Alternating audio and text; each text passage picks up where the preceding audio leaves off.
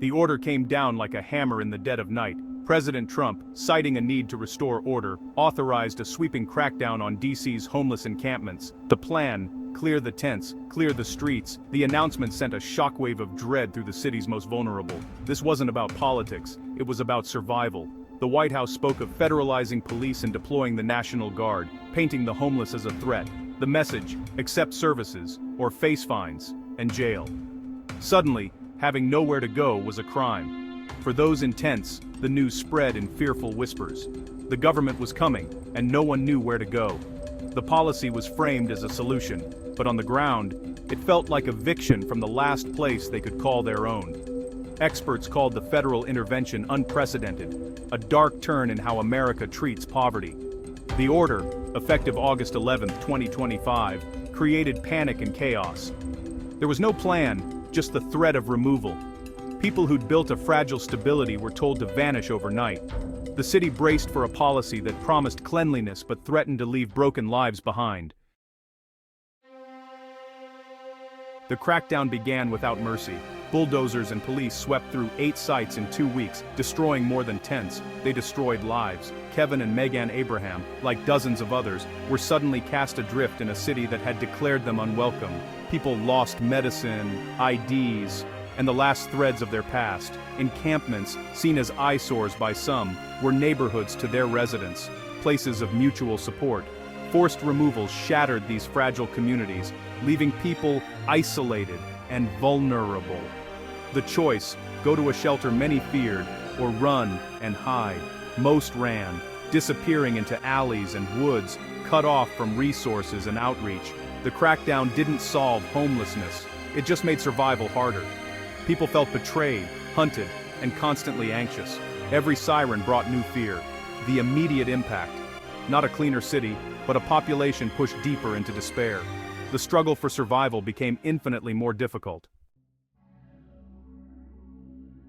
The new policy put police and the National Guard at the center of a human crisis. Outreach workers were replaced by armed officers. Trust was replaced by fear. The goal was no longer help, but compliance. Encampments woke to officers demanding they leave within minutes. No time for plans or support. Law enforcement isn't trained for trauma or addiction. Their presence broke down years of trust. Unhoused people became wary of all authority, seeing every interaction as a threat. Fear of arrest, or tickets, built a wall between the homeless and the services meant to help them. People who needed help were now too afraid to ask. The sight of a police car became a direct threat, wearing people down. The strategy didn't just fail to help, it caused harm. It deepened wounds, made recovery harder, and left people feeling less than human. The use of law enforcement to manage homelessness created new barriers and lasting damage. The city's most vulnerable were treated as enemies in their own home. The path out of homelessness became even steeper. The president's order assumed shelter beds were waiting for everyone cleared from the streets. In reality, DC's shelters were already full. The policy threatened prosecution for refusing shelter, but often, there was no shelter to refuse. Even when beds existed, many avoided shelters due to theft, violence, and dehumanizing rules. Couples were separated, pets abandoned, jobs lost to curfews. For Megan and Kevin, separation was unthinkable. The street felt safer than a shelter. The city promised more temporary beds, but these were stopgaps, not solutions. A cot in a gym isn't a home. The focus on shelters managed optics, not root causes. The policy ignored lived experience, treating people as a problem to be managed, not individuals with stories. Forcing people into a broken system only highlighted the city's inadequate safety net. The administration's strategy was coercion. Pressure people into services or treatment, but recovery can't be forced, it requires trust and readiness. Threats of arrest aren't help, they're ultimatums that rarely work. The crackdown followed budget cuts to housing and addiction services, creating a cruel paradox. The government demanded people get help while slashing that help. With too few treatment slots and housing units, the policy was empty posturing. The numbers proved it. Homelessness didn't decrease, encampments just moved out of sight. The problem wasn't solved, only hidden. Forced displacement is futile. Without affordable housing and a safety net, homelessness persists. The crackdown wasted resources and deepened trauma, proving you can't punish poverty away. Amid chaos, advocates became first responders, racing to help before the clearings. Their work was nearly impossible as police-led sweeps burned bridges of trust. They offered water, socks, and compassion, reminders that someone still cared. Advocates condemned the policy as cruel, demanding investment in permanent housing and real solutions. The most powerful voices came from the unhoused themselves. "This isn't a life," one woman said, "but it was ours." They asked for dignity, not pity. Real options, not ultimatums. Their stories cut through rhetoric, reminding the city these were real people, not statistics. Outreach workers amplified these voices, fighting to keep humanity at the center. In a crisis of displacement and distrust, advocates and the unhoused became a stubborn beacon of hope. Their compassion was a lifeline in a city that had lost its way.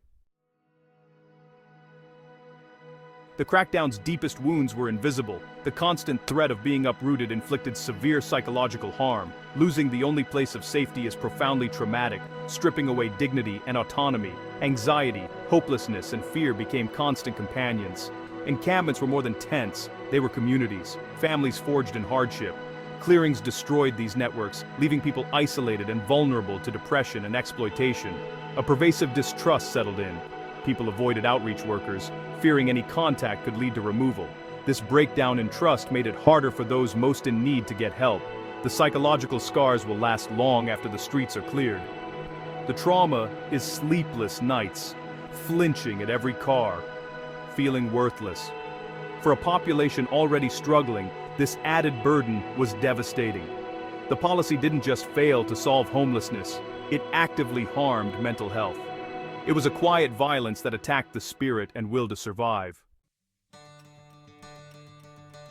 Out of the chaos, a simple truth emerged. The only way to end homelessness is to give people homes. Real solutions require a shift from punishment to compassion. The housing-first approach works: provide a permanent home, then offer support. A home is the foundation, but services, healthcare, addiction treatment, job training are essential.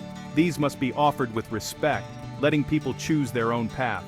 The DC crackdown showed homelessness is rooted in economics and policy, not personal failure. It's not a crime to be poor.